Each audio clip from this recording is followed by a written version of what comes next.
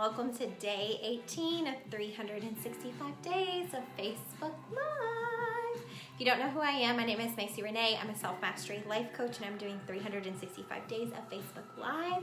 If you're new here, say hello, welcome, say hi as you hop on, or if you watch the replay of this, interact with me, get to know me. I want to get to know you as well, so don't be the creepy Facebook stranger. So today I'm actually going to coach, hey Sheila, the way that I do in my Becoming Her program with my fancy whiteboard and all of my little fancy drawings.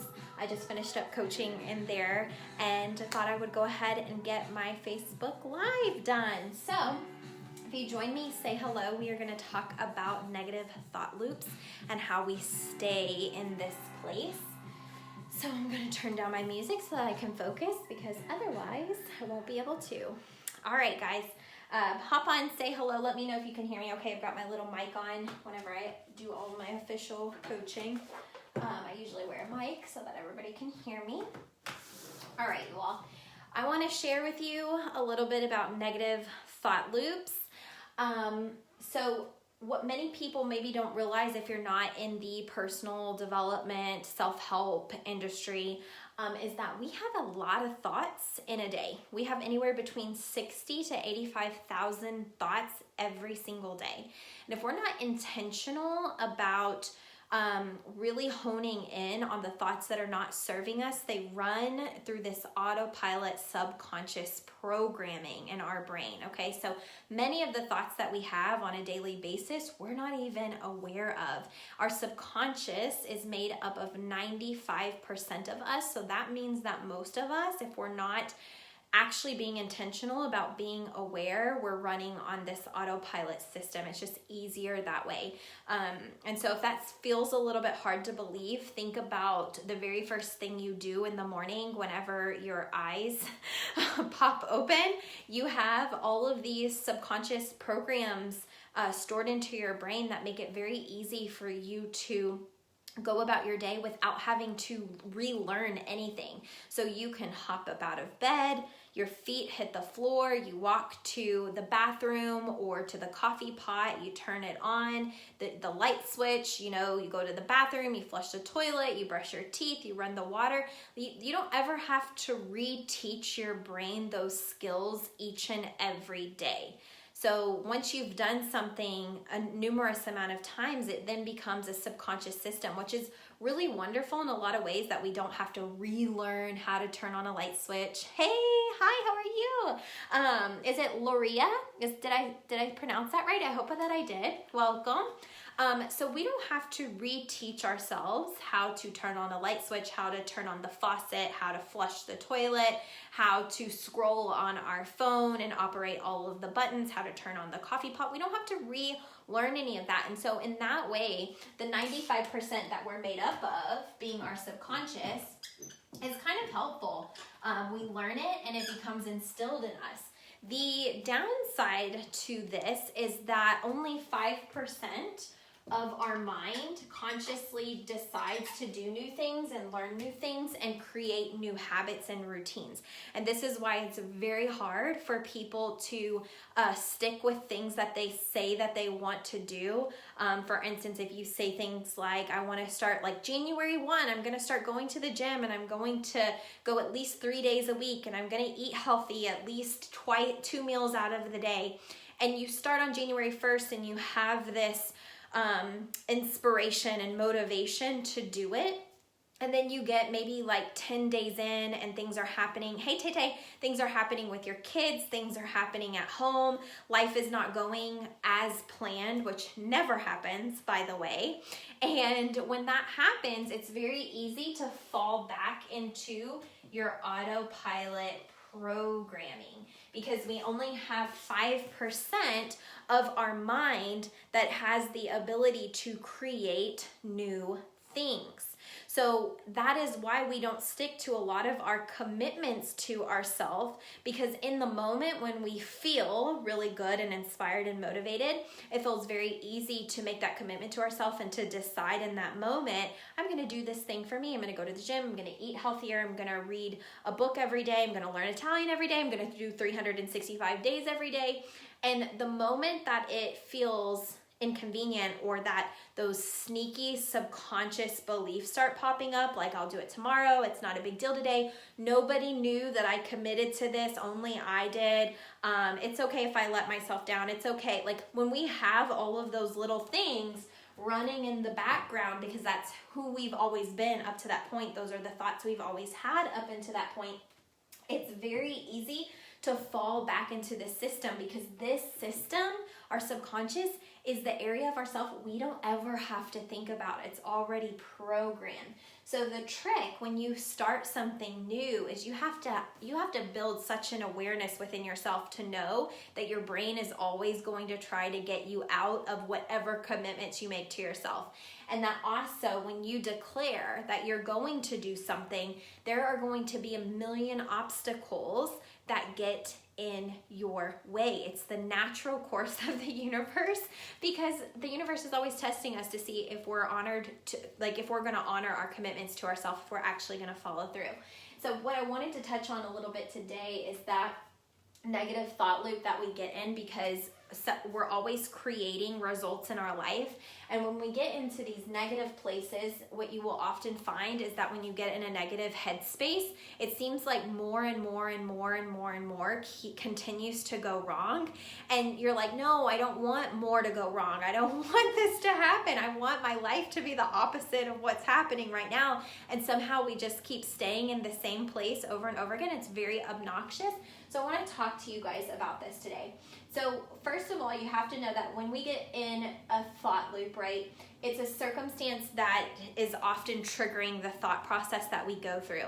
And yeah, the damn ego, right? Yeah, thank you, boo. Day 18, doing my thing, honoring my commitments to myself, no matter what, right? Like I'm literally becoming a different person right before your all's eyes. I said, for 8 months, I can't do 365 days. I'll be too tired. It'll be too hard. I won't know what to talk about every day. I won't be able to do it.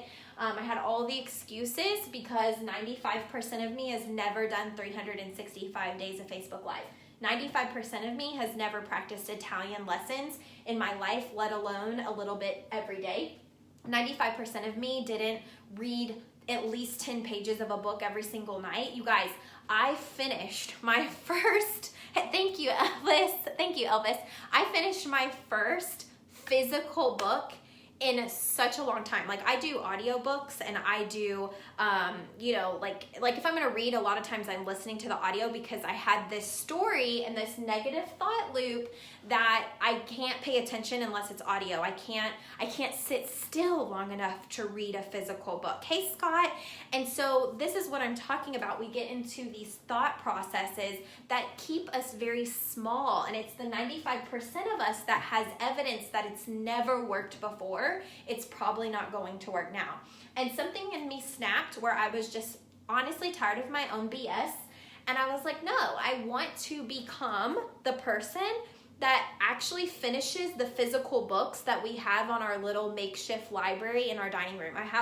We have tons of books, and I would still just buy books and then put them on the shelf and then purchase an audiobook and read it. And I'm like, why? I actually do like highlighting all of the pages and touching a physical book, and I actually would like to read what's in them. So why am I not doing that? Because I have thoughts about it, right? My circumstance would be like read a physical book or finish a physical book, and then I'd have all the thoughts and reasons that I can't, because my 95%, my subconscious system is like, well, you don't finish books. You start them, but you don't finish them. And it's going to take forever and you're going to fall asleep at night and it's not going to be convenient, and it's much better just to read the audiobook. And it's the subconscious programming that keeps us small and actually keeps us from becoming the person that we're trying to be. And so the last 18 days, even with 365 days of committing to Facebook Live, I have had to use the 5% of my mind that is constantly aware that this is not who I've been, but in order to make it who I am, and in order to transfer all these new things and new commitments I'm doing into my 95% to where it feels natural to do every day, I have to constantly be focused on the 5% of me that, is making the effort to become this next level version of myself. And so that's what I kind of want to touch on with you guys today. So we have circumstances in our life. Everybody has circumstances. It's important to know that the circumstances that you experience in your life are neutral until you give them meaning.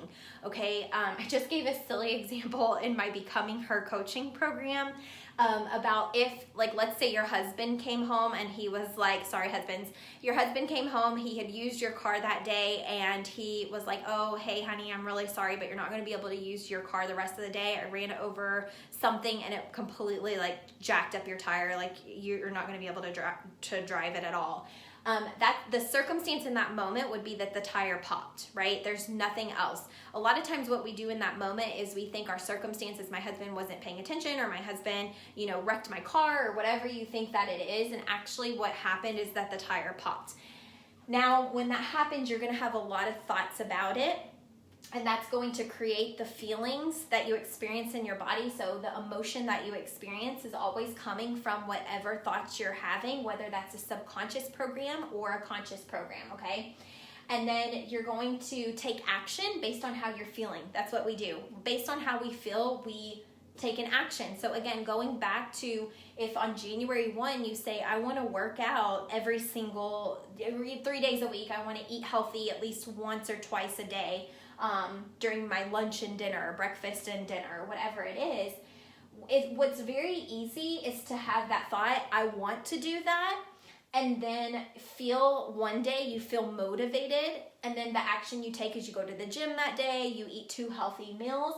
But what happens when the next day you don't feel motivated? In fact, you're feeling crummy and you feel blah. What happens then? So then that feeling, this is what I'm talking about, your feeling creates the action that you take or do not take. If you're not being intentional, you actually have to decide, because sometimes your feelings are not going to be what serves the ultimate result you want. Sometimes your feelings are actually going to take you back into what feels comfortable in your subconscious programming, okay? So your feelings are dictating what action you do or do not take. That creates the result that you get. Now here's where we get stuck in the loop. We get the results and we don't like it. So let's say you're working out but not as often as you want to, and then before you know it, 2 to 3 months, hey Kathy, I see your bubble. Say hi as you hop on. I like to interact. Don't be the creepy Facebook neighbor that watches and doesn't interact. That is weird. Say hi and interact, because I love you all. I want to meet you all. I want you all to get to know me. And if you feel at any point that someone needs this video, you can share it with them. I will make it public after that so that you can share it if you feel that you want to. I would actually love that and appreciate it. So here's what happens after we get our results. So let's say that you stopped going to the gym and then 2 months have passed and you haven't been to the gym and you haven't been eating as well as you wanted to. That's going to create more thoughts, right? Maybe you step on the scale or you look in the mirror and you're just like, I'm just not happy with what results I'm getting. Like, this is so awful. Like, I've had so many awful circumstances in my life. I've just been busy. The kids have been keeping me, busy, and I haven't been able to commit to myself, and I'm not losing the weight that I wanted to, and I just am not motivated, and I feel really sad. And so you have more thoughts about it, which create more negative feelings, which create more thoughts, which create more feelings, and it just becomes this spiral where it feels very hard to get out of it. So I'm going to come up here to this quote. When we are no longer able to change a situation, we are challenged, underlying challenged, to change ourselves. So this comes to the work. Life often feels like it's happening to us and we can't get ahead and we can't catch up, and we feel very, we just feel like sometimes life, I just said this in Becoming Her, life shats on us. And sometimes that feels very true, but life is always happening for us. When we're experiencing these negative thought loops, it's very easy to feel in a victim state of mind of like life is always like everything is always jacked up. Things are not easy. Things are not happening for me the way that I want them to happen. And you have to understand that it's coming from the you that is running through this autopilot subconscious programming, right? You're focusing on the wrong things. What you focus on expands. So if you're in a negative feeling and that's driving your actions, which is then giving you the results, and then you look at those results and you have more negative thoughts, then you get into this cycle where it's very hard to move on and get out of it. So the key is to recognize where you're at and bring awareness to it, and know that at any moment you get to decide to think differently. When you think differently, you get to feel differently. You can also start with how you want to feel instead. When you think of how do I actually want to feel in this situation, you get to create thoughts that would help you feel that way. And that's something that I teach more in depth in Becoming Her and Inner Mastery that just opened for enrollment. I will also be teaching stuff like this in Inner Mastery as well. We'll be talking about a bunch of different things, actually the foundational pieces to help you change your life. So be sure if you're interested in that, it's a 12-week program ran through Zoom online for women. Enrollment is open until November 28th. You get a coaching workbook with it. And so if you're interested in that, we'll start on December 1st. We'll take off, obviously, the week of Christmas so you can be with your family and enjoy time with them. But if that's something that you're interested in, it is open for enrollment now, and you want to enroll before November 28th.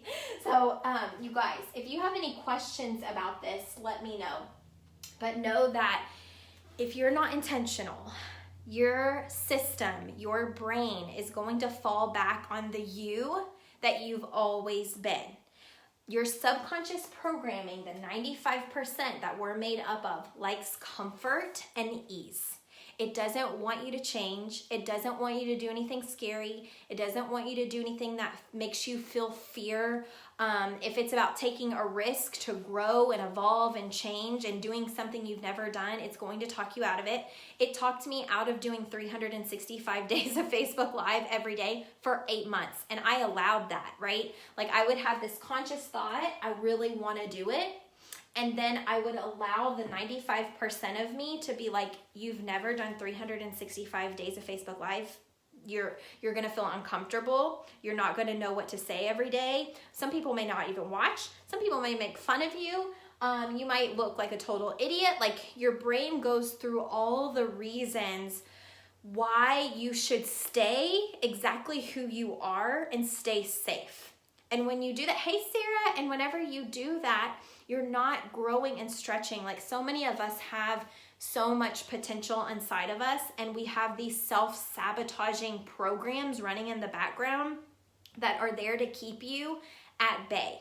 They do not want you to grow and evolve because it feels scary. Your brain immediately thinks danger. This is danger. Like if we go do this scary thing, we're gonna die. And it does this super dramatic thing. It thinks of all the worst case scenario things.